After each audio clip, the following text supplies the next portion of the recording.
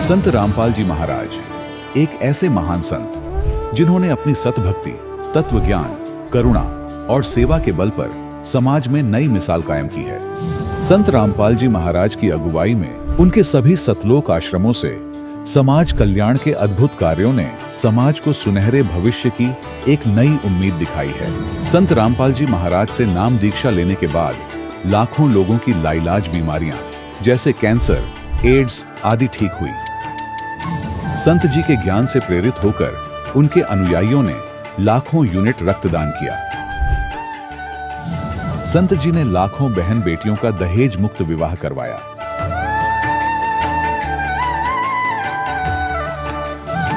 संत जी ने लाखों लोगों का नशा छुड़वाया, करोड़ों उजड़े परिवार बसे। संत जी के आश्रमों में समागम के दौरान निःशुल्क नेत्र चिकित्सा, दंत चिकित्सा प्रदान की जाती है।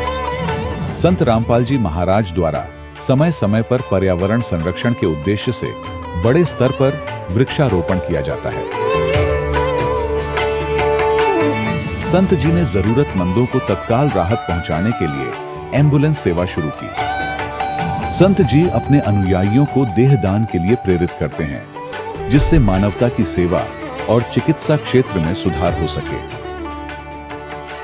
संत रामपाल जी महाराज के सभी आश्रमों में हर रोज निःशुल्क भंडारा आयोजित किया जाता है, जहां हर वर्ग, हर जाति और हर धर्म के लोग एक साथ बैठकर भोजन करते हैं।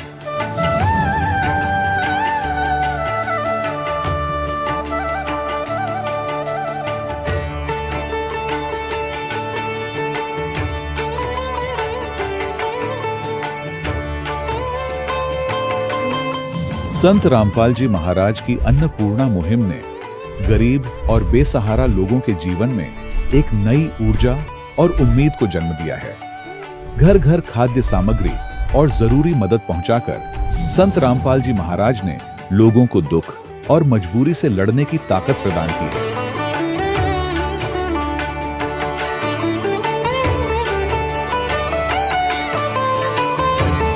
संत रामपाल जी महाराज द्वारा गरीब लोगों के लिए घर बनवाने का अद्भुत कार्य एक ऐसी मिसाल कायम कर रहा है जो सदियों सदियों संत जी की उदारता और दया भावना के तौर पर जाना जाएगा।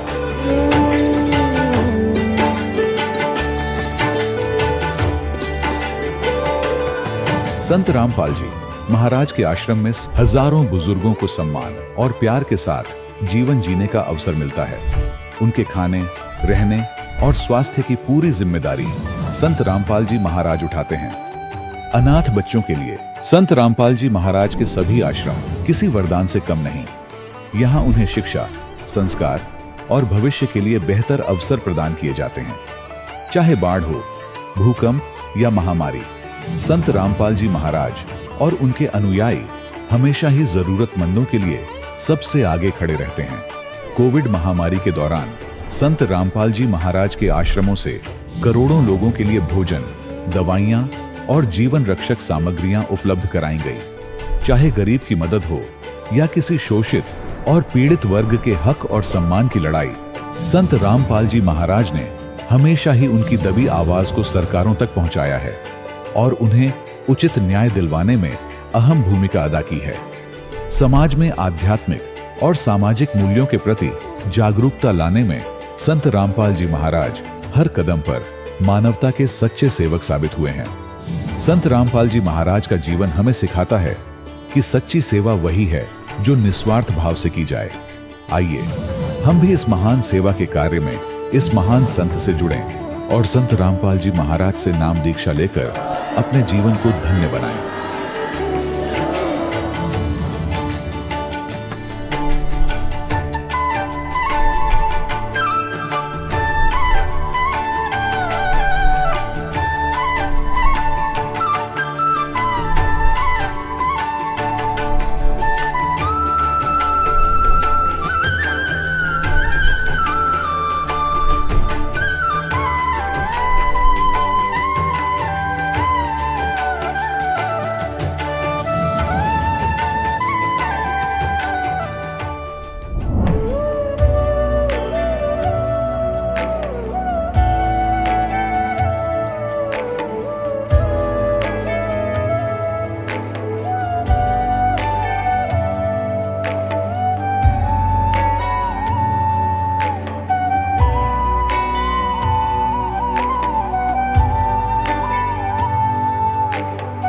प्रभु राम देव भगवान अल्लाह खुदा ईश आदि नाम एक ही शक्ति के हैं। वो कैसा है, कहां है, कैसे मिलता है, किसने देखा है? ये प्रश्नवाचक चिन्ह पूर्ण रूप से हटाने के लिए अवश्य सुनिए जगत गुरु तत्वदर्शी संत रामपाल जी महाराज के अमृत वचन, सर्व पवित्र धर्मों के पवित्र शास्त्रों के आधार पर। सत साहिब दर्शकों, हर व्यक्ति अपने जीवन में सुख और मानसिक शांति की कामना करता है। लोग धर्म और भक्ति के माध्यम से अपनी परेशानियों का समाधान ढूंढते हैं, लेकिन जब वर्षों की साधना और पूजा के बावजूद मन को वह सुकून नहीं मिलता जो अपेक्षित होता है, तब एक सवाल मन में उठता है कि क्या सचमुच मेरी भक्ति शास्त्र अनुसार है? दर्शकों, कुछ ऐसी ही कहानी थी फतेहगढ़ साहिब पंजाब के रहने वाले गुरपाल सिंह जी की। इन्होंने अपने धर्म में प्रचलित सभी साधनाओं को किया। गुरपाल सिंह जी मंदिर और गुरुद्वारों में भी गए और राधा स्वामी पंथ से भी जुड़े, क्योंकि पूजा पाठ में इनकी विशेष रुचि थी। परंतु इनको कोई लाभ नहीं मिला। भूत प्रेत का साया और ग्रह क्लेश से इनकी जिंदगी बिल्कुल बर्बादी की कगार पर पहुंच गई थी। लेकिन फिर जब इन्हें संत रामपाल जी महाराज का शास्त्र अनुसार ज्ञान मिला और इन्होंने नाम दीक्षा ली, तो इनकी जिंदगी में सभी दुख और परेशानियां बिल्कुल समाप्त हो गईं और इनको चमत्कारिक लाभ होने लगे। दर्शकों, आखिर संत रामपाल जी महाराज ने गुरपाल जी को ऐसी कौन सी जड़ी बूटी दे दी जिससे कि इनके जीवन की सभी परेशानियां बिल्कुल समाप्त हो गईं? और क्यों आज करोड़ों लोग अपने धर्म की परंपरागत साधनाओं को छोड़कर संत रामपाल जी महाराज से जुड़ रहे हैं? आखिर इसके पीछे की सच्चाई क्या है? आइए सुनते हैं गुरपाल सिंह जी की कहानी इन्हीं की जुबानी।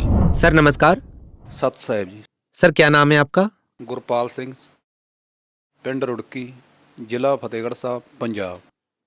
सर क्या काम करते हैं आप? पेंटिंग का काम करते हैं। संत रामपाल जी महाराज से कब जुड़े? सन 2013 5 जनवरी। सर संत रामपाल जी महाराज से नाम दीक्षा लेने से पहले आप क्या भक्ति साधनाएं करते थे?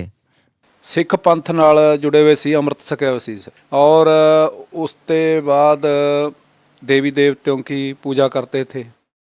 इससे पहले फिर सब तो पहला तो सर देवी देवतियों की पूजा करते थे, उस तो बाद सिख पंथ नाल जुड़िया तो अमृत छकिया हुआ सी। और बस ये नितनेम बाणी का पाठ करते सी जी। सर आपको संत रामपाल जी महाराज के बारे में कैसे पता चला? कैसे आप उनके आश्रम में आए? इन संत रामपाल जी महाराज जी ਦੇ ਆਸ਼ਰਮ ਦੇ ਵਿੱਚ ਜਦੋਂ ਗਏ ਆ ਜੀ, ਉਹ ਤੋਂ ਪਹਿਲਾਂ ਮੈਨੂੰ DVD ਕੈਸਟਾਂ ਕਿਸੇ ਭਗਤ ਕੋਲੋਂ ਪ੍ਰਾਪਤ ਹੋਈਆਂ ਤੇ ਉਹ ਮੈਂ ਦੇਖੀਆਂ ਤੇ ਇਹਨਾਂ ਦੇ ਗਿਆਨ ਨੂੰ ਸਮਝਿਆ ਤੇ ਸਮਝਣ ਦੇ ਉਪਰੰਤ ਫਿਰ ਮੈਂ ਉੱਥੇ ਆਸ਼ਰਮ ਗਿਆ ਜੀ, ਇਕੱਲਾ ਹੀ ਆਸ਼ਰਮ ਜਾ ਕੇ ਤੇ ਇਹਨਾਂ ਦਾ ਨਾਮ ਉਪਦੇਸ਼ ਲਿਆ ਤੇ ਜੋ ਨਾਮ ਉਪਦੇਸ਼ ਲਿਆ ਤੇ ਉੱਥੋਂ ਲੰਗਰ ਪਾਣੀ ਛਕਿਆ ਬੜੀ ਸੁਵਿਧਾ ਨਾਲ। ਤੇ ਉਸ ਤੋਂ ਬਾਅਦ ਸੰਤ ਰਾਮਪਾਲ ਜੀ ਮਹਾਰਾਜ ਜੀ ਦੇ ਦਰਸ਼ਨਾਂ ਲਈ ਲਾਈਨ ਵਿੱਚ ਲੱਗੇ। ਤਾਂ ਲਾਈਨ ਵਿੱਚ ਲੱਗਣ ਤੋਂ ਜਦੋਂ ਸੰਤ ਰਾਮਪਾਲ ਜੀ ਮਹਾਰਾਜ ਇੱਕ ਇੱਕ ਭਗਤ ਨੂੰ ਬੜੇ ਪਿਆਰ ਨਾਲ ਆਸ਼ੀਰਵਾਦ ਦੇ ਰਹੇ ਸੀ, ਸਿਰ ਪਰ ਹੱਥ ਰੱਖ ਕੇ, ਤੇ ਬਚਨ ਵੀ ਕਰਦੇ ਸੀ। ਜੋ ਪੁੱਛਣਾ ਚਾਹੁੰਦਾ ਸੀ ਕੋਈ ਗੱਲਬਾਤ, ਉਹ ਬੜੇ ਪਿਆਰ ਨਾਲ ਉਹਦਾ ਜਵਾਬ ਦਿੰਦੇ ਸੀ। संत रामपाल जी महाराज से नाम दीक्षा लेने के बाद आपको क्या लाभ मिले? ਲਾਭ ਤੋਂ ਮੈਨੂੰ ਮੇਰੇ ਪਰਿਵਾਰ ਸਭ ਤੋਂ ਵੱਡਾ ਲਾਭ ਤੋਂ ਇਹ ਮਿਲਿਆ ਜੀ, ਜੋ ਮੋਕਸ਼ ਪ੍ਰਾਪਤੀ ਦਾ ਇਹ ਨਾਮ ਦੀ ਕਮਾਈ ਸਤ ਭਗਤੀ ਹੈ ਜੀ। ਇਹ ਸਤ ਭਗਤੀ ਕਰਨ ਨਾਲ ਮੁਕਤੀ ਮਿਲੂਗੀ ਜੀ।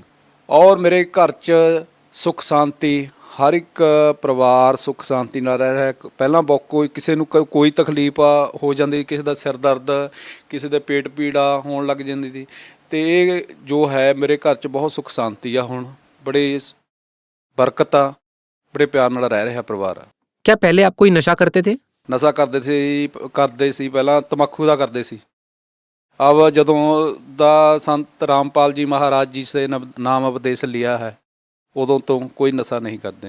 आखिर संत रामपाल जी महाराज कौन सी दवाई देते हैं जो उनसे नाम दीक्षा लेता है वो नशा छोड़ देता है? दवाई तो सब उनके नाम में ही है सर। जो नाम है उनका सच्चा नाम है, वो नाम जपन नाल हर एक नशा तो नशा, हर एक रोग भी दूर हो जाता है। सर क्या ये बात सच है कि संत रामपाल जी महाराज का कोई भी अनुयायी नशा करना तो दूर नशे को छूता तक नहीं? ਹਾਂ ਬਿਲਕੁਲ ਸੱਚ ਹੈ ਸਰ। ਨਸ਼ਾ ਕਰਨਾ ਤੋਂ ਦੂਰ ਉਹਨੂੰ ਹੱਥ ਲਗਾਉਣਾ ਵੀ ਮਨਾ ਹੈ। ਬਹੁਤ ਅਪਰਾਧ ਹੈ, ਮਤਲਬ ਲਿਆ ਕੇ ਨਹੀਂ ਦੇਣਾ, ਕਰਨਾ ਤਾਂ ਦੂਰ ਰਿਹਾ। नहीं, मेरे कहने का मतलब ये है कि संत रामपाल जी महाराज जी के नियम तो जरूर हैं कि आप लोग नशा नहीं कर सकते, नशीली वस्तुओं को नहीं छू सकते। क्या वास्तव में जो उनके श्रद्धालु हैं वो इन नियमों का पालन करते हैं या फिर नियम तो केवल कहने मात्र के लिए बनाए गए हैं? ਨਹੀਂ ਸਰ, ਬਿਲਕੁਲ ਮਤਲਬ ਬਿਲਕੁਲ ਪਾਲਨ ਕਰਦੇ ਆ ਜੀ। ਜੇ ਅਗਰ ਇਹ ਕੋਈ ਉਹ ਨਹੀਂ, ਕੋਈ ਦਬਾਅ ਨਹੀਂ, ਕੋਈ ਕੁਛ ਨਹੀਂ ਹੈ, ਇਹ ਵੀ ਹੈ ਵੀ ਕੋਈ ਜਾਣ ਕੇ ਸ਼ਰਤ ਰੱਖੀ ਵੀ ਆ, ਉਹ ਆਟੋਮੈਟਿਕਲੀ ਹੀ ਨਾਮ ਉਪਦੇਸ਼ लेण तो बाद कृपा हो जाती है, बिल्कुल ही मन मुड़ जाता है। सर आपको कितने दिन हो गए हैं नशे से दूर हुए, या नशे को आज तक आपने छुआ तक नहीं है? कितने दिन हो गए हैं? मैं 2013 ਦੇ ਵਿੱਚ ਮਤਲਬ ਦਸੰਬਰ ਤੱਕ ਨਸ਼ਾ ਕਰ ਲਿਆ ਸੀ। ਉਸ ਤੋਂ 5-10 ਦਿਨ 5 ਹਫ਼ਤਾ 7 ਦਿਨ ਪਹਿਲਾਂ ਹੀ ਨਸ਼ਾ ਛੋੜਿਆ ਤੇ ਉਸ ਤੋਂ ਬਾਅਦ हमने हथ नहीं लगाया, खाना तो दूर रहा। सर देखिए, मान लीजिए यदि कोई श्रद्धालु शराब की दुकान पर काम करता है या फिर उसकी कोई परचून की दुकान है, क्या वह भी कोई नशीली वस्तु को हाथ नहीं लगा सकता या बीड़ी सिगरेट तंबाकू वगैरह नहीं बेच सकता? क्या इन चीजों को बेचना मना है? हाँ जी, मना है। श्रद्धालु कोई नहीं हाथ नहीं लगाएगा, बेचना तो दूर रहा सर।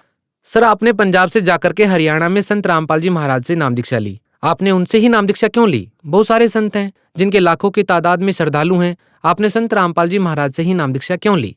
सर नाम दीक्षा तो संत रामपाल जी महाराज पूर्ण परमेश्वर जी तो इस करके ਲਈ है, मैं सब पंथां ਵਿੱਚ ਘੁੰਮ ਕੇ ਵੇਖ ਲਿਆ ਹੈ। ਇਸ ਕਰਕੇ ਘੁੰਮਿਆ ਸੀ, ਮੈਨੂੰ ਤਕਲੀਫ ਸੀ। ਮੈਨੂੰ ਇੱਕ ਔਰਤ ਦਿਸਦੀ ਸੀ ਪ੍ਰੇਤ ਵਾਦਾ, ਉਹ ਮੇਰਾ ਬਹੁਤ ਨੁਕਸਾਨ ਕਰ ਚੁੱਕੀ ਸੀ। ਇਸ ਪੇਟਿੰਗ ਦੇ ਕੰਮ ਕਰਨ ਤੋਂ ਪਹਿਲਾਂ ਮੈਂ ਪੰਜਾਬ ਪੁਲਿਸ ਵਿੱਚ ਸੀ, ਨੌਕਰੀ ਛੁੱਟ ਗਈ ਮੇਰੀ, ਬਹੁਤ ਬਰਬਾਦੀ ਹੁੰਦੀ ਜਾਈ ਗਈ, ਘਰ ਦੀ ਸਥਿਤੀ ਬਹੁਤ ਖਰਾਬ ਹੋ ਗਈ, ਕਲੇਸ਼ ਘਰ ਵਿੱਚ ਬਹੁਤ ਹੋਣ ਲੱਗ ਗਿਆ। ਇਸ ਕਰਕੇ ਸਿੱਖ ਪੰਥ ਰਾਧਾ ਸੁਆਮੀ ਧੰਨ ਧੰਨ ਸਤਿਗੁਰੂ ਸਰਸਾ ਵਾਲੇ ਨਿਰੰਕਾਰੀ ਪੰਥ, ਇਨਮੇ ਸਭ ਕਿਤੇ ਮੈਂ ਜਾ ਕੇ ਆਪਣੀ ਤਕਲੀਫ ਦੂਰ ਕਰਨ ਲਈ, ਬਰਬਾਦੀ ਜੋ ਹੋ ਰਹੀ ਸੀ ਉਸ ਨੂੰ ਰੋਕਣ ਲਈ ਮੈਂ ਸਾਰੇ ਘੁੰਮ ਕੇ ਵੇਖ ਲਿਆ ਸਰ। ਤੇ ਇਸ ਕਰਕੇ ਮੈਨੂੰ ਸੰਤ ਰਾਮਪਾਲ ਜੀ ਮਹਾਰਾਜ ਜੀ ਦਾ DVD ਕੈਸਟਾਂ ਰਾਹੀਂ ਸਾਰਾ ਜੋ ਗਿਆਨ ਦਾ ਪਤਾ ਲੱਗਿਆ, ਸਤਸੰਗ ਸੁਣੇ ਇਹਨਾਂ ਦੇ, ਤੇ ਮੈਂ ਕਿਹਾ ਵੀ ਇੱਥੇ ਵੀ ਜਾ ਕੇ ਦੇਖਣਾ। ਤੇ ਸੰਤ ਰਾਮਪਾਲ ਜੀ ਮਹਾਰਾਜ ਜੀ ਦਾ ਮੈਂ ਦੇਖਣੇ ਹੀ ਗਿਆ ਸੀ, ਵੀ ਪਰਖਣ ਗਿਆ ਸੀ। ਨਾਮ ਉਪਦੇਸ਼ ਮੁਖਾ ਇਹਨਾਂ ਦੀ ਜੋ ਸ਼ਰਤਾਂ ਪੂਰੀਆਂ ਮੰਨ ਕੇ ਇਹਨਾਂ ਦਾ ਨਾਮ ਉਪਦੇਸ਼ ਲੈਣਾ ਜ਼ਰੂਰੀ ਹੈ, ਲੈ ਕੇ ਹੀ ਪਤਾ ਲੱਗੇਗਾ ਵੀ ਇਸ ਤੋਂ ਲਾਭ ਹੋਏਗਾ ਜਾਂ ਨਹੀਂ। ਤੇ ਨਾਮ ਲੈਣ ਤੋਂ ਉਪਰੰਤ ਮੈਨੂੰ ਇਹ ਸਾਰੇ ਜੋ ਮੈਨੂੰ ਪ੍ਰੇਤ ਬਾਧਾ ਸੀ ਇਹ ਮੇਰੀ ਸਭ ਦੂਰ ਹੋ ਗਈ, ਤੇ ਦਿਨ ਪਰ ਦਿਨ ਮੈਨੂੰ ਲਾਭ ਹੋਣਾ ਸ਼ੁਰੂ ਹੋ ਗਿਆ।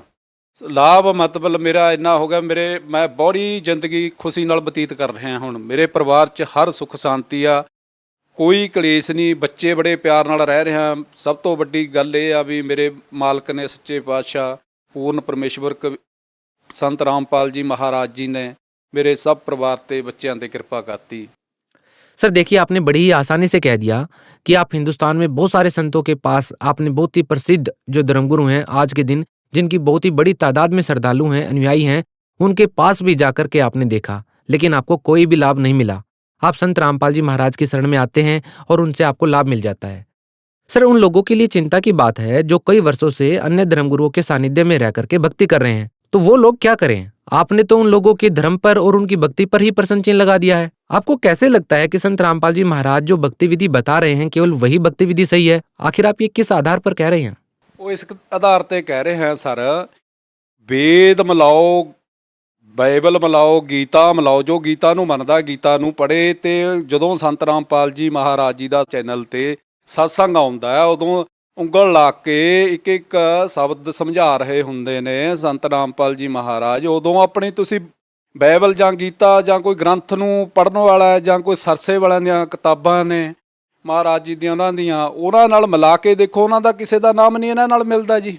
ਇਹਨਾਂ ਦਾ ਨਾਮ ਜੋ ਕੋਈ ਆਪਣਾ ਰੱਬ ਪਾਉਣਾ ਚਾਹੁੰਦਾ ਹੈ ਜਾਂ ਮਾਰਗ ਦੇ ਸੱਚੇ ਮੁਕਤੀ ਦੇ ਮਾਰਗ 'ਤੇ ਮੁਕਤੀ ਚਾਹੁੰਦਾ ਹੈ ਕਰਾਉਣੀ ਆਪਣੀ ਸੱਚੇ ਦਿਲੋਂ, ਤਾਂ ਉਹ ਇਸ ਗ੍ਰੰਥਾਂ ਦੇ ਪਿੱਛੇ ਪਵੇ ਤੇ ਇਹਨਾਂ ਦੇ ਸਤਸੰਗ ਨੂੰ ਬੜੇ ਪਿਆਰ ਨਾਲ ਸੁਣੇ ਤੇ ਜਦੋਂ ਪਰ ਇਹਨਾਂ ਤੋਂ ਤੁਸੀਂ ਨਫ਼ਰਤ ਨਾ ਕਰੋ। ਮੈਂ ਇਹਨਾਂ ਨੂੰ ਕਹਿੰਦਾ ਰਾਧਾ ਸੁਆਮੀ ਪੰਥ ਵਾਲੇ ਆ, ਚਾਹੇ ਭਾਈ ਸਰਸਾ ਵਾਲੇ ਆ ਮਹਾਰਾਜ ਜੀ ਦੇ, ਚਾਹੇ ਨਿਰੰਕਾਰੀ ਆ, ਚਾਹੇ ਸਿੱਖ ਪੰਥ ਨਾਲ ਜੁੜੇ ਹੋਏ ਆ, ਪਰ ਨਫ਼ਰਤ ਨਾ ਕਰੋ।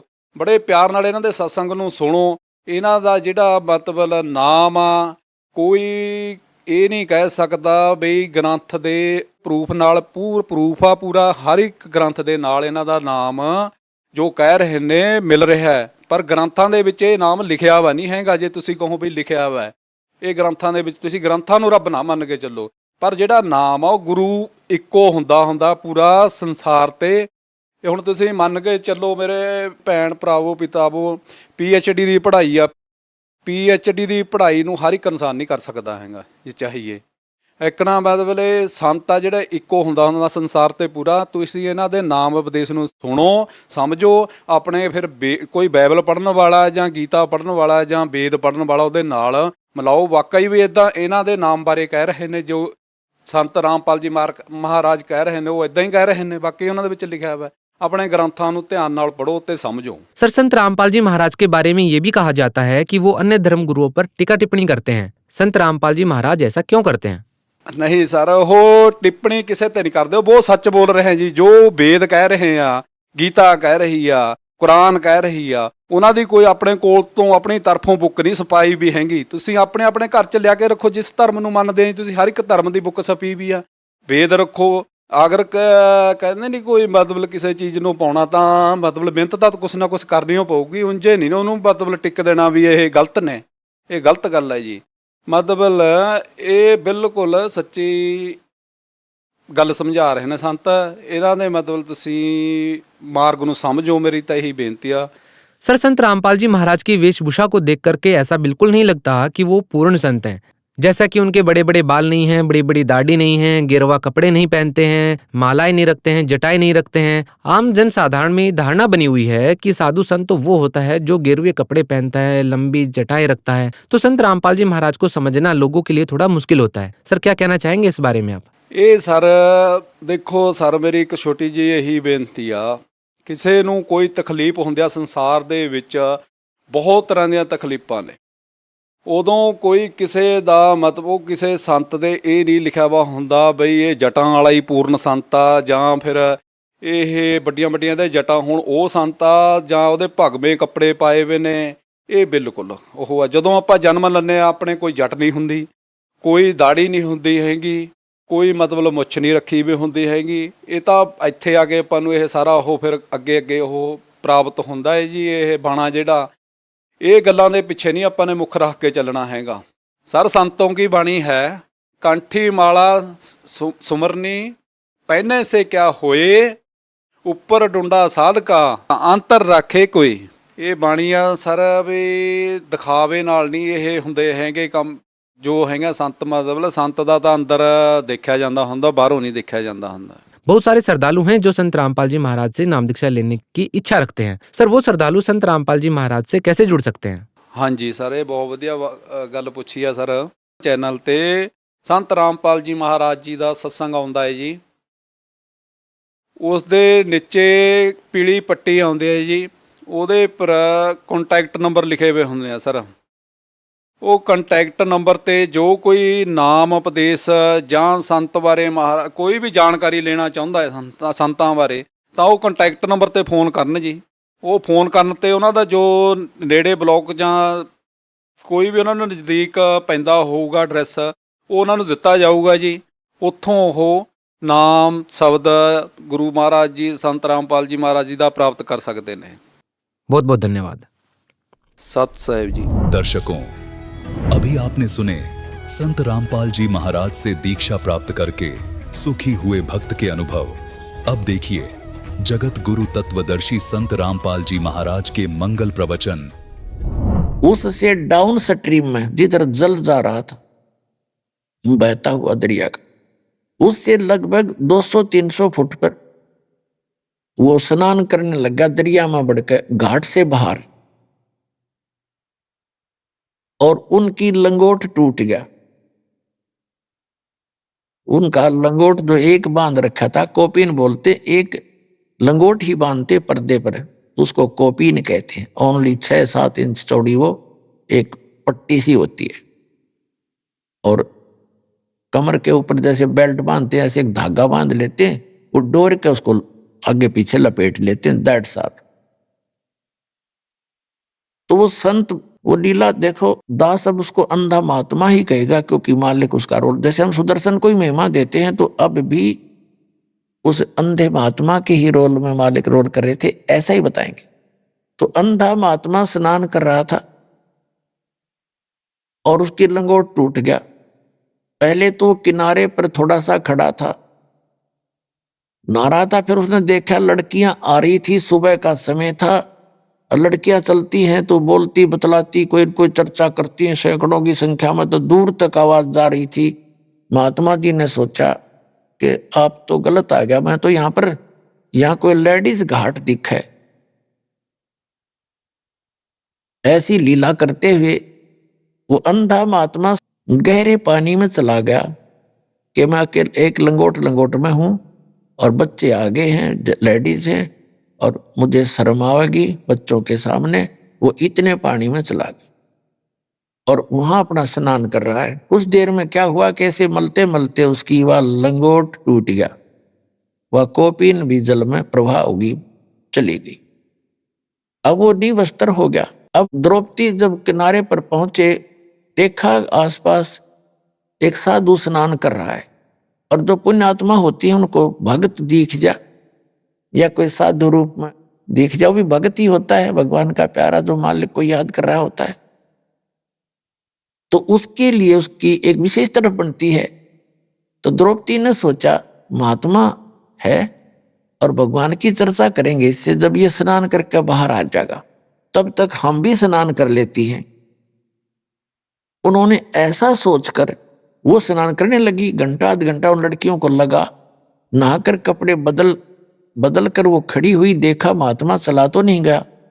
तो उसने क्या देखा कि वो महात्मा ना स्नान कर रहा है और इन दोनों बाजुओं से नीचे तक पानी में गंगा में खड़ा और हाथ ऐसे मार रहा है जैसे कोई चीज ढूंढ रहा हो। तो द्रौपदी को गॉड गिवन कुछ कॉमन सेंस अच्छी थी, वह समझ गई कि महात्मा का बाहर तो कोई वस्त्र दिखाई देता नहीं, और हो ना हो इनका कोपिन बह गई हो। फिर कुछ दिव्य दृष्टि थी द्रौपदी के पास, उसने देखा कि सचमुच महात्मा तो नंगे हैं और ये बाहर आएंगे भी नहीं, और चलो हम ना बात करेंगे तो सारा दिन इसमें रहेगा, रात्रि में निकलेगा, यो इतना इज्जत वाला व्यक्ति है। तो लड़की ने सोचा महात्मा दुखी होगा, तो उसी समय उसने अपनी साड़ी से, एक राजा की लड़की, विचार करना पुण्यात्माओं कितनी कीमती साड़ी पहन रही होगी। हम अपने बच्चों को, चाहे मजदूर हैं हम, अपने बच्चों को अच्छे अच्छे कपड़े पहनाते, अपनी औकात से भी अच्छे। तो राजा की लड़की की कितनी कीमती साड़ी होगी, और उसके साथ कितनी नौकरानियां भी थी। अब परमात्मा कहते हैं लोभ करे तो ऐसा करे, बैराग नाम है त्याग का 5-25वां। जैसे अब हम लोभ करते हैं, लालच करते हैं, बेईमाना करते हैं, माया जोड़न का दूसरों को धोखा देके, और फिर लोभ करे बेईमाना करे कि मैं सेवा करूं, मैं दान घड़ा करूं, दूसरे से भी ज्यादा सेवा करूं, वो बेईमान ना करे। जैसे द्रौपदी ये भी कह सकती थी अपनी बांदी को, नौकरानियों को, कि इनको कपड़ा डाल दे, वो साड़ी की साड़ी डाल देती। उसको मालूम था नौकरानियों को एक साड़ी रानी के कहने से, राजा की लड़की के कहने से दूंगी तो मुझे 10 देगी जाते ही, लेकिन उसने वो भी चांस उनको नहीं दिया। द्रौपदी ने स्वयं अपनी साड़ी का एक बिल्हात, एक गट बोल रहे हैं ना पंजाबी में, हिंदी में बिल्हाट देसी भाषा, यानी 9 इंच के लगभग साड़ी पाड़ी अपनी और उस पानी में बहा दी। अब महात्मा का हाथ लग जाएगी, हाथ ऐसे मार ही रहे थे वो पानी में, तो क्या देखा वो नहीं लगी, हाथ साइड से निकल गई। उसने फिर दूसरी टुकड़ा पाड़ा, फिर छोड़ दी, वो भी साइड से निकल गई। 7-8 यानी ये देखो दो टुकड़ों में कितनी 1.5 फुट साड़ी गई लगभग, और 7-8 ऐसे फाड़ फाड़ के पानी में बहा, तो थोड़ी ही टुकड़ा बचा एक साड़ी में। तब उसने सोचा कि ये तो बात नहीं बनेगी। एक लंबी लकड़ी लाई उठा कर जंगल से, लंबी, और उसके कोपीन लपेट दी, कोपीन आकार की साड़ी का कपड़ा लपेट के, और धीरे धीरे जाकर जहां महात्मा हाथ मार रहा था उसके निकट कर दी। तो उस महात्मा के हाथ लगी। हाथ लगते ही उसने देखा, भगवान का शुक्र मनाया, ये भगवान बड़ी दया करी आपने, दाता आप तो इसमें दरिया में भी मेरी इच्छा पूरी कर दी। फिर उसने सोचा था कोई वैसे स्वाभाविक कपड़ा आ गया होगा, चीथड़ा पाटा हुआ कोई कतरसी। फिर उसने देखा कि नहीं, ये तो बहुत कीमती साड़ी है, और साड़ी का टुकड़ा प्रॉपर वैसे किसी ने भेजा है, तो कोई बहन बेटी ने, इन्हीं में से किसी ने दया करी। तब आशीर्वाद दिया उसने कि हे बेटी, आज तने मेरी इज्जत राखी, मेरा पर्दा राख्या, भगवान तेरी इज्जत राखे और तने घणाए देवे। कहते साधु बोले सहज सुबह, और जो चावे सो कर दे। अब जब तो उस लड़की का कोनी ध्यान रहा कि एक टुकड़ा साड़ी का दिया था, उसको तो अनगिन साड़ियां पड़ी थी। लेकिन जब उसका विवाह हो गया उस लड़की का, द्रौपदी का, और पांडव जो है राज हार गए जुए में कौरवों से, और अंत में चाल खेली, क्योंकि एक दिन द्रौपदी ने, राजा युधिष्ठिर ने उसका शीशे का महल बनाया था, शीश महल, उसमें शीशे लगा रखे थे, और दुर्योधन को आमंत्रित किया। तो द्रौपदी आई थी पानी का घड़ा भर के अपना, नीचे से ऊपर महल में, बाहर से, वहीं से साथ में कुएं होते थे राजाओं के, और उधर से दुर्योधन आ रहा था। दुर्योधन की टक्कर लगी शीशे में, शीशे की दीवार थी, उसने दिखे, पारदर्शक थी, उसने दिखा को ना, और अच्छी तरह गिर गया धड़ाम देसी। द्रौपदी हंसन लगी। एक तो उसने मजाक किया था एक देवर समझ के, और कहा था कि अंधों की संतान अंधी ही होती है। और यहां परमात्मा ने निर्णय दिया है सुख संवेद में, उस कबीर भगवान ने, कहते हैं साधु सजन और सोना गोल्ड, ये टूट जुड़े 100 बार, और दुर्जन और पाका कलश एक धक दरार। कितना अनमोल उदाहरण दिया परमात्मा ने कि जो सजन व्यक्ति होते हैं उनकी कहा सुनी भी हो जाती है, लेकिन कुछ दिनों के बाद ऐसे हो जाते हैं जैसे कभी झगड़ा हुआ ही नहीं था, कोई मलाल नहीं रखते। संत और सजन, साधु भगत और सजन यानी जेंटलमैन, और सोना गोल्ड, उसने कितने तोड़ के और फिर दोबारा किसा ही बना दे वैसा ही बन जाता है, उसमें निशान भी नहीं रहता, उसी तरह जुड़ जाता है। और नीच आत्मा, नकमी आत्माएं एक के बात में इतना दूर हो जाती हैं, इतना जुल्म तोल देते हैं, इसने न्यू कर दूंगा, इसको मार डालूंगा, वो दुमस्तार देता है। वो कहते दुष्ट इंसान होते। और पक्का घड़ा एक के धक्के में दरार हो जाती है, दोबारा नहीं मिल सकता, चाहे 100 ट्राई कर लो। उसको मिलाओगे तो और तरह का हो जाएगा, उसका सिमट शामट ला के थोड़ी बहुत की तो जोड़ जुगाड़ कर लेते हैं, तो वह चीज नहीं रहती इसमें, वो बकवाद नारी दिखेगी।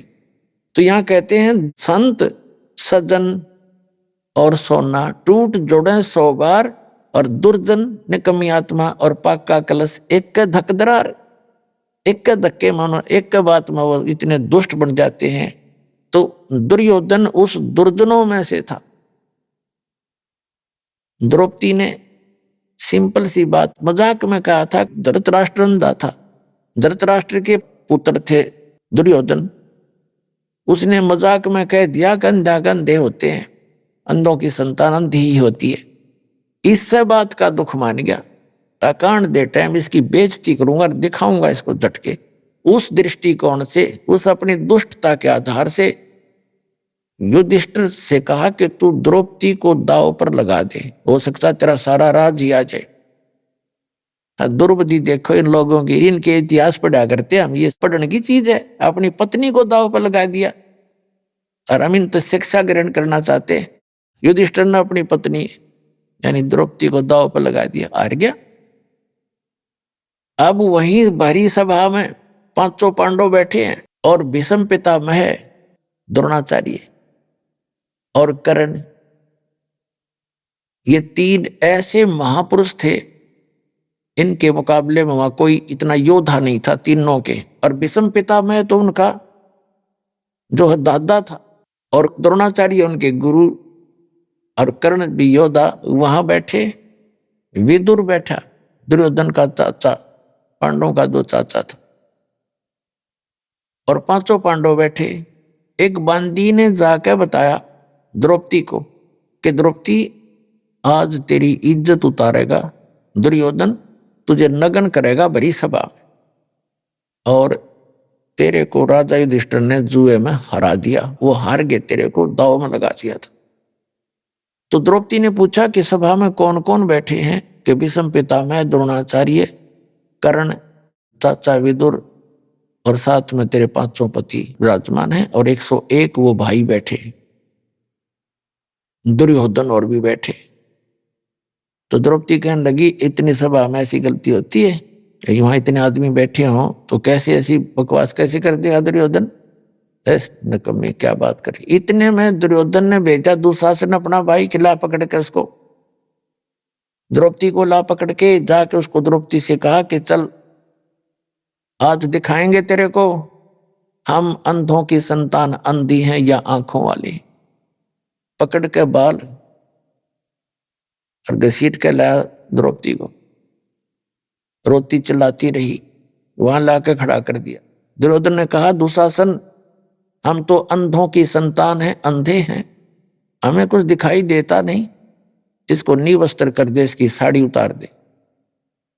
अब ज्यों ही दुशासन उसके साड़ी उतारने के लिए आगे बढ़ा तो उसने पहले तो देखा अपने पांचों पतियों की ओर। उसने ये सोचा था कि ये देख लेंगे क्या, अब इनको धमका देंगे, लेकिन उन्होंने नीची गर्दन कर ली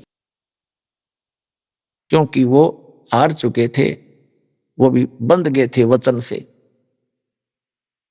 फिर उसने देखा भीष्म पितामह, द्रोणाचार्य की ओर, उन्होंने भी कोई उत्तर नहीं दिया, नीची गर्दन कर ली, क्योंकि वो भी उस गंदे अन्न को खाकर, युधिष्ठिर के अन्न को खाकर उनकी आत्मा मलिन हो गई थी।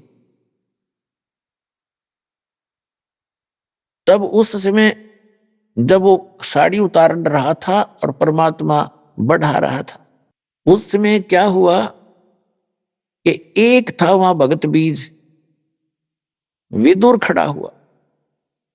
विदुर ने खड़ा होकर कहा कि रे दुर्योधन, तुम किसकी इज्जत उतार रहे हो भले व्यक्ति? तुम चाचे ताऊ और तुम्हारी बहू, दुनिया तुम्हें थूकेगी, धिक्कारेगी तुम्हें। तुम क्या कर रहे हो? कुछ तो अकल ते काम ले ए भले पुरुष।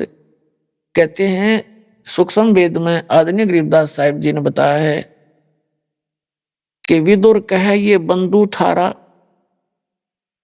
और एक के कुल एक के परिवार।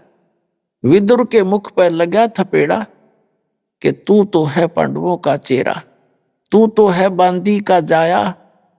और भीष्म, कर्ण और द्रोण मुस्काया। अब देखो कितना निर्णायक ज्ञान दिया है सूक्ष्म वेद के अंदर, जो गॉड गिवन है, कंप्लीट, पूर्ण परमात्मा का दिया हुआ, complete God given, complete spiritual knowledge. इसमें गरीबदास साहिब जी ने बताया है कि सूक्ष्म वेद में प्रमाण दिया है कि एक व्यक्ति था उस सभा में, उस पंचायत में, जो पंचायती होना चाहिए।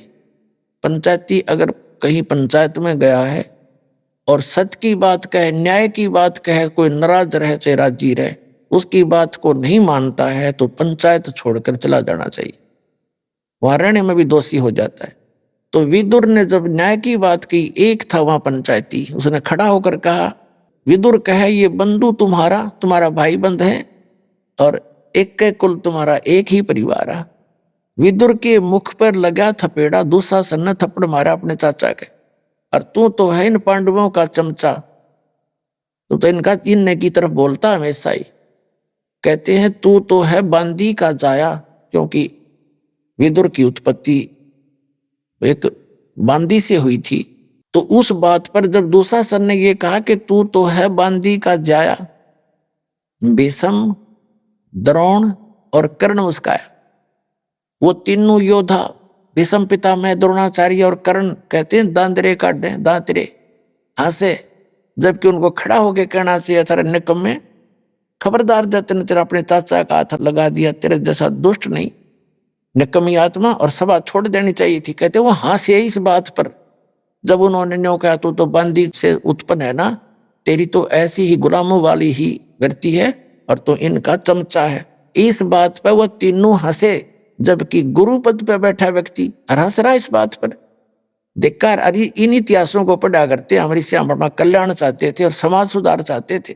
तो कहते हैं जब द्रौपदी ने देखा विदुर चला गया उठ के, अब द्रौपदी ने देखा ये तीनों हंस रहे इस बात पर। अपनात्माओं जो दास ने कथा सुनाई थी गज और गरा की, हाथी और मगरमच्छ की, जब तक उन्होंने अपने अंगे का प्रयोग किया वह दुखी रहे, और जब उन्होंने मालिक याद किया तो फैसला हो गया उनका। तो हम जब तक अपनी बकवादों में अपना अंगा प्रयोग करेंगे मालिक दूर रहे से, और जब हम उस मालिक को याद करेंगे, यहां संसारिक साथी तरह कोई आपका कोई साथ नहीं देगा। आप देख लेना, हमने तो खूब आजमा रखा है। जब हम मालिक की शरण में आते हैं तो उसी को पुकारें। जब द्रौपदी ने जब सारे उसके देख लिया कि कोई भी संसारिक सहयोग तुझे नहीं मिल रहा है, तब मालिक याद आया। अब देखो आपत्ति में सब पुकारे हैं, सब ने पहले माँ बाप ने याद करें, फिर हे भगवान बचाइए, लेकिन उनकी पुकार नहीं सुनी जाती क्योंकि उनके पूर्व जन्म का कोई संस्कार नहीं होता। अब वो एक बिलात, एक 9 इंच का दिया हुआ कोपीन का कपड़ा सुपात्र को, कुपात्र को दिया हुआ दान भी विफल होता है। तो सुपात्र को दिया हुआ वो नेसेसिटी थी उसकी, जैसे मेरे साथ दुआन रहे हैं और कपड़े मांगते हैं और सामने बेच कर दारू पी ले, ऐसे दुष्टों को दिया हुआ तो यूजलेस है वो। तो ऐसे स्थान पर दिया हुआ टुकड़ा अब कहाँ काम आया। जैसे द्रौपदी ने वहां से पुकारा, उसकी आत्मा की पुकार गई ऊपर धर्मराज के दरबार में। ऑटोमेटिक सिस्टम है यहाँ का। अब तो आपको और आसानी तो समझ में आ जाएगा, इंटरनेट वगैरह लग गए, समझदार मालिक ने पहले याद आया न्योय करी है कि आध्यात्मिक मार्ग तो इससे और एफिशिएंट है और बहुत ज्यादा सुपीरियर है इससे। तो यहां से पुकार गई ऊपर, एकदम वहां घंटी बजती है जबरदस्त। जब जिसी पर आपत्ति आती है ऑटोमेटिकली उस आत्मा का अकाउंट खुल जाता है और धर्मराज का उस पर ध्यान जाता है कि इस लड़की पर ये आपत्ति आई इस आत्मा पर, तो वो ये देखता है इसका कोई ऐसा संस्कार है जिससे मैं इसकी मदद करवा सकता हूं। तो उसने क्या देखा कि ये एक अंधे महात्मा को कपड़ा दिया लड़की ने, और उसका फिर बेनिफिट देखा उसी में कंप्यूटर में, उसमें देखा इसमें तो कितना ही दिया जा सकता है। तो वहां से रिफ्लेक्ट होकर वो उसकी पुकार कहाँ आती है, जैसे श्री कृष्ण रूप में उनके गुरुजी थे द्रौपदी के, श्री कृष्ण जी। श्री कृष्ण जी तो द्वारका में अपनी पत्नी रुक्मणी के साथ वहां शतरंज खेल रहे हैं, और वहां से वो रिफ्लेक्टेड आई पुकार शक्ति एकदम। श्री कृष्ण जी पासे डालना चाहा, जैसे शतरंज खेलते हैं ना, पासे होते हैं इनके, और उसमें बोलते हैं पासे डाल के, कोई पौ 12, कोई कच्चे 11, पक्के 12, पक्के 18 ऐसे। तो जो ही श्री कृष्ण जी ने पासे डाले, एकदम हाथ उसका ऐसे होगा आशीर्वाद की तरह, ऐसे अकड़ गया और कहा अनंत। अब वो कृष्ण जी नहीं बोल रहा था उसमें, वो तो वहां से रिमोट से परमात्मा ने उसे अनंत को वहां से, जैसे आजकल ये प्रोग्राम रिले होते हैं इंटरनेट माध्यम से, इलेक्ट्रॉनिक मीडिया बन गया है। एक यहाँ छतरी आ जाती है एक गाड़ी पर लगी हुई, और यहाँ से टेलीकास्ट वहां करते और वहां से घूम कर यहीं फिर देख लेते हम। तो ऐसे वहां से ऑटोमेटिकली श्री कृष्ण में आई वो पावर, एकदम उसका हाथ ऐसे हो गया अनंत। तो रुक्मणी ने हाथ पकड़ा कि इन पासा खेलते समय, शतरंज खेलते समय अनंत का क्या मतलब है, हार गया ना। कहते हैं रुक्मणी कर पकड़ा मुस्काई, आसन लागी, अनंत कहा वो को समझाई। यो अनंत जो आपने बोला इसका क्या मतलब है बता। तब श्री कृष्ण कहता है कि दुशासन ने द्रौपदी पकड़ी। अब श्री कृष्ण ने ना पता तो वो पावर कोई और बुला रही थी उसको अपने रिमोट से। दुशासन ने द्रौपदी पकड़ी और मेरी भगत सकल में सिखरी, यानी सबसे टॉप मोस्ट है हमारे जो भक्ति करता है। मेरी भगत सकल में सिखरी, जय हमारी भक्ति हमारा भगत पे छोड़ी होई, तो हमारा नाम न ले वह कोई। जब हमारा भगत हार गया, उसकी हीनता होगी, तो भगवान का नाम लेने वाला कोई रहेगा नहीं। कृष्ण जी तो वहां लग गया खेलन, पासे इतना कुछ कह सुन के न्यो प्रमाणित करने के लिए मैंने यहां से कुछ और शक्ति ने किया। और कहते हैं तंदे ही से पासा डारी, श्री कृष्ण जी तो वहां शरीर से खेल रहे हैं पासे, और पहुंचे सुख समरूप मुरारी। वो सब का धारण पोषण करने वाला। अब इन सब सदग्रंथों से मेल करके आपके समझ में आवेगी कि यो खेल हो कहां से रहा है। जगत का पेखना पेख्या, धनी का नाम ना लेखा। जो सब कुछ करा उसका तो नाम निशान नहीं। कोई के कृष्ण ने कर दिया, कोई नू के कृष्ण फलाने ने कर दिया। इन कृष्ण और पापड़ा ना हुआ। जब दुर्वासा ने श्राप दे दिया था, 56 करोड़ यादव कटका मर गए, और श्री कृष्ण के पोते पोत्र पड़पोते सारे मर गए उसकी आंखों के सामने, और स्वयं तीर से मारा गया। तब ना करा श्री कृष्ण जी ने, तो हमारी बुद्धि काम में ना कर थी, क्योंकि हमने इनकम्प्लीट नॉलेज सुना हुआ था। अब जैसे जगत का पेखना पेख्या, धनी का नाम ना लेखा, हमने एक दूसरे का सिर कर रखे, उसने न्यू कर दिया, उसने उसे कर दिया। जो करने वाला उसका कितना नामो निशान नहीं। अब दास बताएगा ये कौन कर रहा है सारा के। तंदे ही से पासा डारी और पहुंचे सुख समरूप मुरारी। श्री कृष्ण तो खेल रहे वहां पर, और भगवान पहुंचे श्री कृष्ण रूप बना के, उसी गुरु का रूप बना करके। वो परमात्मा ही उस पूर्व जन्म की साधना से भी वही लाभ देता है, और वर्तमान की सत साधक को भी वही परमात्मा उसी गुरु के रूप में आकर लाभ देता है। अब यहां आपके थोड़ी सी बात समझ में आनी चाहिए कि जैसे कुछ भक्त हैं जो राधा स्वामी पंथ में गए या दूसरे पंथों में, या वैसे कोई अपने मनमुखी भक्ति करते हैं, कोई गुरु जैसा वैसा उन्हें बना रखे, तो उनको भी लाभ होते हैं, लेकिन देता वही भगवान है। उनके पूर्व जन्म के आगे चार्जर नहीं है उनका, तो 2-4 लाभ उनको हुए हैं, वो पूर्व जन्म के भी उसी परमात्मा ने उनके गुरु के रूप में दिए। काल तो ये चाहता है कि भक्तिहीन हो जाए, जैसे पूरा चीन हो गया, और परमात्मा ये चाहते हैं कि इस पिछली पीढ़ी के इस प्राइम टाइम में तो सबको पार करने का और पूरे कंप्लीट स्पिरिचुअल नॉलेज देने का, संपूर्ण आत्म ज्ञान बताने का और सारे सतमंत्र देने का यूं समय है। परमात्मा चाहते हैं कि कलयुग के इस समय तक इनमें आस्था बनी रहे, चाहिए किसी ने पूजे जा, और लाभ होना है उनको उनके पूर्व ही पुण्य से। तो इसीलिए उन्हीं के गुरु के रूप में आकर परमात्मा उनको राहत देते हैं उनके पूर्व जन्म के किए हुए पुण्यों से। वो चाहते हैं कि भक्ति बनी रहे। अब ये सारा अध्यात्म ज्ञान उन्होंने इसीलिए दिया है कि ये बात उनका भी समझ में आओगे जो वहां फंस रहे हैं, उन्हें छोड़ कर भाग आएंगे यहाँ पर। इसी का नाम कंप्लीट स्पिरिचुअल नॉलेज है, संपूर्ण अध्यात्म ज्ञान इसी को कहते हैं।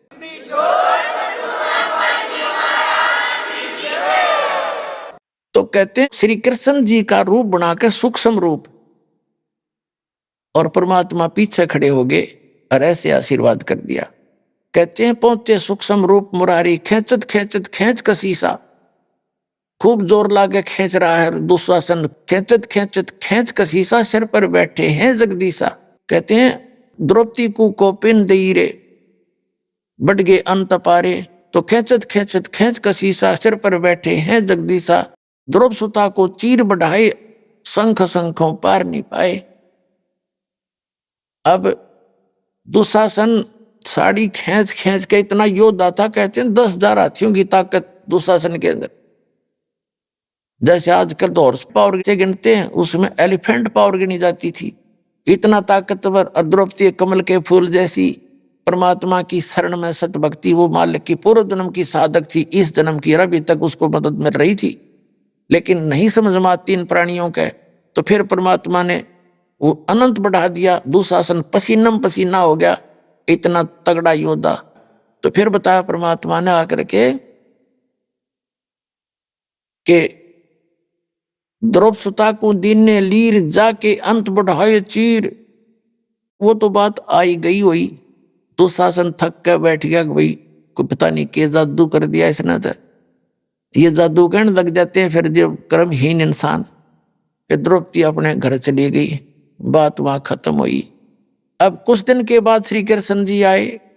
श्री कृष्ण जी से द्रौपदी ने कहा, है भगवान, जब मेरे सारे संसारिक सहारे खत्म हो गए थे, मेरे पति भी मदद करने योग्य नहीं रहे थे, और भीष्म पितामह द्रोणाचार्य और कर्ण जी ने भी मेरी मदद नहीं करी, और ये मेरी ऐसी समस्या आ गई थी। भगवान, आपको याद किया, आपने मेरी लाज रखी।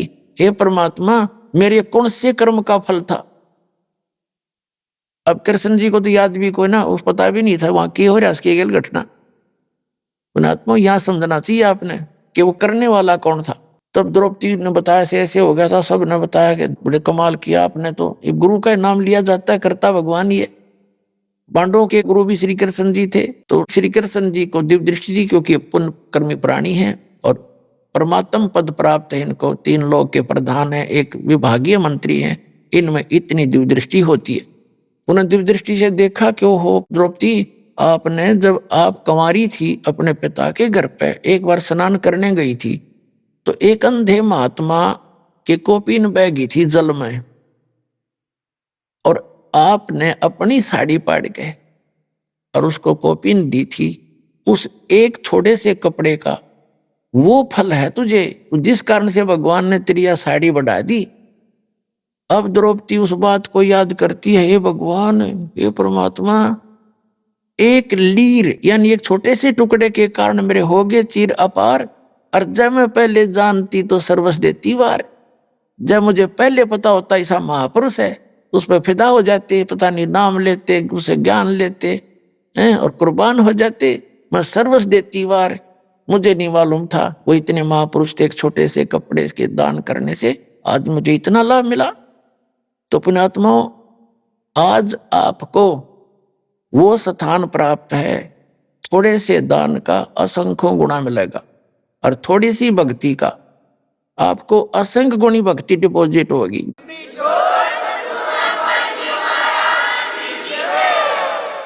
जैसे आपको जो प्रथम मंत्र दिया जाता है, इनकी बहुत कीमत है। श्वास का जो मंत्र है, एक बार जो सतनाम और सारनाम आपको दिया जाता है, एक बार श्वास वो श्वास से सिमरण करने का इतना लाभ है, इतनी कीमत है, इतनी वैल्यू है इसकी, कि जैसे एक तखड़ी के तराजू में पृथ्वी लोक पूरा, यानी एक राजा थोड़े से टुकड़े का प्रधान होता है, और वो कितना वैल्यू है लगता है हमें, कितना महान लगता है। कहते पूरी पृथ्वी का राज एक पलड़े में, और पाताल लोक का, स्वर्ग लोक का जो कीमत एक तराजू के पलड़े में। अभी आपने सुने संत रामपाल जी महाराज के मंगल प्रवचन। आइए अब सुनते हैं संत रामपाल जी महाराज से नाम दीक्षा लेकर सत भक्ति करके अद्भुत लाभ प्राप्त करने वाले अनुयायी के विचार। दर्शकों, क्या होगा यदि कोई व्यक्ति सभी प्रकार की परंपरागत भक्ति और साधना के हर तरीके को अपना ले, अपने जीवन में सुख और शांति लाने के लिए हर संभव प्रयास कर ले, लेकिन फिर भी उसे न तो शांति मिले और न ही सच्चे सुख की अनुभूति हो? दर्शकों, आज हम आपको ऐसी ही एक सच्ची कहानी सुनाने जा रहे हैं, जो उत्तर प्रदेश के रहने वाले राजेंद्र जी की है। राजेंद्र जी पहले हिंदू धर्म में प्रचलित भक्ति साधनाओं का पालन किया करते थे, लेकिन इसके बावजूद न तो इन्हें शारीरिक सुख मिल पा रहा था और न ही मानसिक शांति। जब राजेंद्र जी को इतनी भक्ति और साधना करने के बाद भी सुख और शांति की प्राप्ति नहीं हुई, तो इन्होंने मदन पंथ और जय गुरुदेव पंथ जैसे मार्गों का सहारा लिया। लेकिन अफसोस, वहां पर भी इनके हाथ सिर्फ निराशा ही लगी। लेकिन दर्शकों, आज राजेंद्र जी का कहना है कि जब से मैंने संत रामपाल जी महाराज से नाम दीक्षा ली है, तब से मेरी जिंदगी की रूपरेखा पूरी तरह से बदल गई है। दर्शकों, आखिर आज राजेंद्र जी हिंदू धर्म में प्रचलित सभी साधनाओं को शास्त्रों के विरुद्ध क्यों बता रहे हैं? आखिर इसके पीछे की सच्चाई क्या है? आइए सुनते हैं राजेंद्र जी की कहानी, उन्हीं की जुबानी। नमस्कार सर। नमस्कार। सर क्या नाम है आपका? मेरा नाम राजेंद्र दास है सर जी। राजेंद्र जी आप कहाँ से हैं? मैं जौनपुर उत्तर प्रदेश से हूँ। राजेंद्र जी, संत रामपाल जी महाराज से नाम दीक्षा आपने कब ली? 2 अक्टूबर 2018 को मैंने लिया नाम दीक्षा। राजेंद्र जी, संत रामपाल जी महाराज से नाम दीक्षा लेने से पहले आप क्या भक्ति साधनाएं किया करते थे? सर भक्ति साधना कोई ज़्यादा नहीं करता था विशेष। मैं जो है परमात्मा की तलाश में रहता था, आध्यात्मिक पुस्तकें पढ़ता था, लोगों से ज्ञान चर्चा किया करता था। तो इसी ज्ञान चर्चा में मैं जो है कुछ किताबें बाजार से ले कर के आया, उसमें जो है त्राटक की विधि लिखी हुई थी, वो त्राटक मैंने किया। वो त्राटक करने के बाद उसके साइड इफ़ेक्ट हुए। साइड इफ़ेक्ट में मुझे तरह तरह की समस्याएं परेशानियां आई, दिमाग डिस्टर्ब रहने लगा, दिमाग सही नहीं रहता था। उसके बाद फिर जो है एक हमारे मित्र ही मिल गए, वो मदन पंथ से जुड़े हुए थे। तो उन्होंने कहा चलो ठीक है वहाँ चलते हैं, आपको दिखाते हैं, तो वहाँ देख लो, ठीक लगे तो मैं वहाँ पर नाम वहाँ का लिया। मदन पंथ से जुड़े रहे, लगभग 2.5-3 साल तक मैं जुड़ा रहा। इन 2.5-3 सालों में काफ़ी मैंने जो है उनके बताए विधि से करता रहा। उसमें जो है ऐसे सिद्धांत थे उनके कि जो हमको कबीर साहब के सिद्धांत से मेल नहीं खाता था, क्योंकि वो कहते थे तो कबीर साहब का ही ज्ञान है सब, लेकिन वो परमात्मा को साकार निराकार से परे बताया करते थे। यानी परमात्मा ना तो साकार है ना निराकार है। वे यहीं पर ऊपर सर पर 10वां द्वार बताते थे, यहाँ पर ध्यान करो, फिर यहाँ से आप बाहर हो जाओगे, परमात्मा को प्राप्त कर जाओगे। तो ये चीज़ें मैं करता भी था, क्योंकि मुझे ज्ञान तो था नहीं। तो वहाँ पर मैंने जब पूरा अनुभव हो गया कि भाई यहाँ कुछ नहीं मिलेगा मुझे, तो फिर मैं छोड़ दिया उसको। तो एक दिन हमारे दूसरे मित्र थे जो जय गुरुदेव पंथ से जुड़े हुए थे, तो वो मित्र जो है मुझे कहे कि जय गुरुदेव पंथ वहाँ चलो और आपको जो है वहाँ से नाम दिलवा देता हूँ। तो फिर वहाँ गया, वहाँ मैंने नाम ले लिया। जो 5 नाम था, निरंजन, ओंग, रारंग, सोहंग, सतनाम, ये 5 नाम वहाँ से मैंने लेकर के जपा। और वो मथुरा के तुलसीदास जी जो जय गुरुदेव के नाम से प्रसिद्ध थे, वहाँ से मैंने नाम लिया। तो उसके बाद फिर जो है वो नाम जप रहा था, मैंने वही उन्हीं को सुप्रीम मान रहा था। मैंने उनको सबसे ऊपर गुरु समझ रखा था। तो भक्ति चल रही थी ऐसे ही। मैंने वो 12 साल तक भक्ति किया।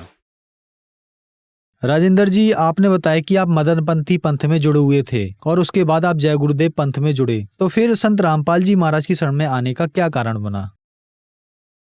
कारण ये बना कि इन पंथों से जुड़ने के बाद जो इनका ज्ञान था, जो भक्ति थी, उससे मैं संतुष्ट नहीं था। कारण क्या था कि एक दिन मैं यूट्यूब पर सदगुरु रामपाल जी महाराज का सत्संग देख रहा था। तो उसमें वो जो है जय गुरुदेव पंथ के बारे में बता रहे थे। तो वो 5 नाम काल के हैं और ये जो है जो भक्ति करता है वो काल के लोक में जाएगा, संत रामपाल जी महाराज के सत्संगों के द्वारा। तो मैं समझ गया कि मेरी भक्ति ये गलत है और उन्होंने प्रमाण सहित दिखाया था। तो उसमें जो है फिर जुड़े रहने का कोई औचित्य नहीं था, क्योंकि मैं मोक्ष चाहता था और मुझे सच्चे गुरु की तलाश थी। तो इसलिए जो है मैंने संत रामपाल जी महाराज के अन्य सत्संगों को भी देखा। तो वो सारे सत्संग जब देखते देखते मुझे पता चला कि हमारे शास्त्रों में, वेद में, गीता में, कुरान में कुछ और बातें लिखी हुई हैं जो इन सब गुरुओं ने गलत बता रखा है, गलत साधना बता रखा है। तो इसलिए मैं समझ गया कि गुरु जी यानी संत रामपाल जी महाराज जी का ज्ञान सही है और मुझे इनकी शरण लेनी चाहिए। तो मैंने इनसे नाम दीक्षा ले लिया। राजेंद्र जी, संत रामपाल जी महाराज की शरण में आने के बाद आपको क्या लाभ मिले? सर जी, मुझे संत रामपाल जी महाराज से नाम दीक्षा लेने के बाद हमें अपरंपार मानसिक सुकून हुआ। और जो लाभ हुए, एक लाभ ये है कि मेरे किडनी में 5 पथरी थी। वो 5 पथरी मुझे बहुत तकलीफ देती थी। पेशे से मैं स्वयं डॉक्टर हूँ और मैंने सारी की सारी दवाइयाँ ले कर के देख लिया। करीब 2 साल तक लगभग दवा लेता रहा, कोई लाभ नहीं हुआ था। अन्य हमारे मित्र डॉक्टर थे, उनसे भी मैंने संपर्क किया, उनसे भी राय लेकर के दवाइयाँ लिया। अंत में मैं जो है कि एक हमारे जौनपुर के ही एमएस हैं, उन केपी यादव, उनसे भी मैंने ये दवा सलाह लिया। तो उन्होंने कहा कि ऑपरेशन होगा और कोई विकल्प नहीं है। तो इसी बीच मैंने नाम दीक्षा लिया। तो जब मैंने भक्ति करना शुरू कर दिया, तो भक्ति के बाद, नाम लेने के बाद, संत रामपाल जी महाराज से जब मैंने भक्ति नाम ले लिया, तो उसके बाद फिर जो है हमारे किडनी में जो दर्द था वो समाप्त हो गया। आज तक कोई दर्द नहीं हुआ, समस्या हमारी सॉल्व हो गई। डॉक्टर ने रिपोर्ट देकर कहा था कि ऑपरेशन होगा, लेकिन बिना ऑपरेशन के हमारा तकलीफ का समाधान हो गया। दूसरा लाभ ये हुआ कि करीब 25-30 साल से लगातार सर में दर्द होता रहता था, कभी कभी बहुत ज़्यादा बढ़ जाता था। तो वो एक तरह से माइग्रेन था। तो उस माइग्रेन से मैं मुक्ति पाया और बिना दवा के मैं सही हूँ। उसके बाद फिर एक और हमारे साथ योग बनता था कि अक्सर एक्सीडेंट हो जाया करता था। कहीं जाते वक्त जो है अधिकतर थोड़ा सा बच जाता था, तो फिर या फिर लड़ भी जाता था। एक बार मेरा हाथ भी टूट गया था। तो ये योग बार बार बनता था, सैकड़ों बार बना हुआ है। और अब लेने के नाम दीक्षा लेने के बाद अब फिर ये योग नहीं बनता है। ये बहुत विशेष लाभ हैं। एक बार एक कोई व्यक्ति था जो हमारे पर फर्जी मुकदमा कर दिया था। वो एससी वर्ग थे, उन्होंने मेरे पास मुकदमा कर दिया था ज़मीन को लेकर के, गलत मुकदमा था। वो मैंने संत रामपाल जी महाराज से प्रार्थना लगाया, मन ही मन दंडवत प्रणाम करके कहा कि हमें इस फर्जी मुकदमे से मुक्ति दिला दो। तो परमात्मा हमारे संत रामपाल जी महाराज ने ऐसी कृपा की कि वो उसको ही सब गांव वाले समझाने लगे कि मुकदमा तुमने गलत किया है, उनके ऊपर से हटा लो। तो वो व्यक्ति जो है मुकदमा फिर वो ख़त्म कर दिया। आज फिर वो मुकदमा नहीं चल रहा है मेरे ऊपर। तो ये भी लाभ हमारे साथ हुए। राजेंद्र जी, आप एक डॉक्टर हैं और संत रामपाल जी महाराज के अनुयायी बताते हैं कि संत रामपाल जी महाराज की शरण में आने के बाद उनकी बड़ी से बड़ी बीमारी ठीक हो जाती है। तो जहां मेडिकल साइंस फेल हो जाता है, डॉक्टर उनको मना कर देते हैं और संत रामपाल जी महाराज की शरण में आने के बाद वह बीमारी ठीक हो जाती है। ऐसा कैसे संभव हो पा रहा है? क्योंकि परमात्मा कबीर साहब की बताई हुई ज्ञान को संत रामपाल जी महाराज बताते हैं। वो परमात्मा के ज्ञान को बता कर के उनके अनुसार उनकी बताई भक्ति विधि को बताते हैं। और उस भक्ति विधि से जो भी भक्ति करेगा उसको लाभ होगा। कैंसर क्या किसी भी तरह की समस्या का समाधान हो जाएगा। इस वजह से साइंस जहाँ खत्म हो जाती है वहाँ इन भक्ति से लाभ होने लगता है। राजेंद्र जी, संत रामपाल जी महाराज से नाम दीक्षा कैसे ली जा सकती है? संत रामपाल जी महाराज से नाम दीक्षा लेने के लिए आप उनके किसी शिष्य से आप कांटेक्ट कर सकते हैं। वो आपको बता देंगे। जगह जगह नाम दान सेंटर खुले हैं, वहाँ वो पहुँचा भी देंगे, वहाँ से ले सकते हैं। दूसरा ये, आप जो है जब उनके सत्संग चलते हैं अन्य चैनलों पर, तो आप एक नीचे चलती हुई पट्टी दिखाई देगी जिसमें नंबर कुछ आपको दिखाई देंगे। उस नंबर को नोट करके आप फ़ोन लगाएं, वहाँ से आपको बता दिया जाएगा आपके नज़दीक के नाम दान सेंटर, वहाँ जाकर आप नाम दीक्षा ले सकते हैं। धन्यवाद सर। धन्यवाद।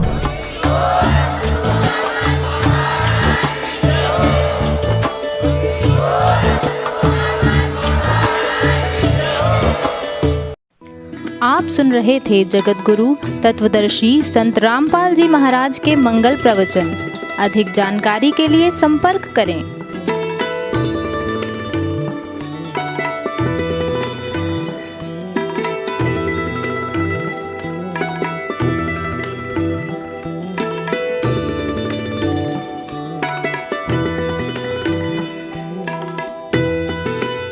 जगत गुरु तत्व तत्वदर्शी संत रामपाल जी महाराज जी के पावन सानिध्य में भक्ति की अलख जगाने तथा श्रद्धालुओं को सत्य भक्ति मार्ग का रास्ता दिखाने हेतु कनाडा के लोकप्रिय channel the TV NRI channel पर जगत गुरु तत्वदर्शी संत रामपाल जी महाराज जी के मंगल प्रवचनों का प्रसारण प्रतिदिन सुबह 7:30 बजे से 8:30 बजे तक तथा रात्रि 7:30 बजे से 8:30 बजे तक किया जा रहा है। इस सत्य भक्ति मार्ग को अपनाने के लिए अधिक से अधिक सत्संग प्रसारण देखें। इस सत्संग प्रवचन का सीधा प्रसारण संत रामपाल जी महाराज लाइव सत्संग YouTube चैनल और जगत गुरु संत रामपाल जी महाराज Facebook पेज पर भी देख सकते हैं।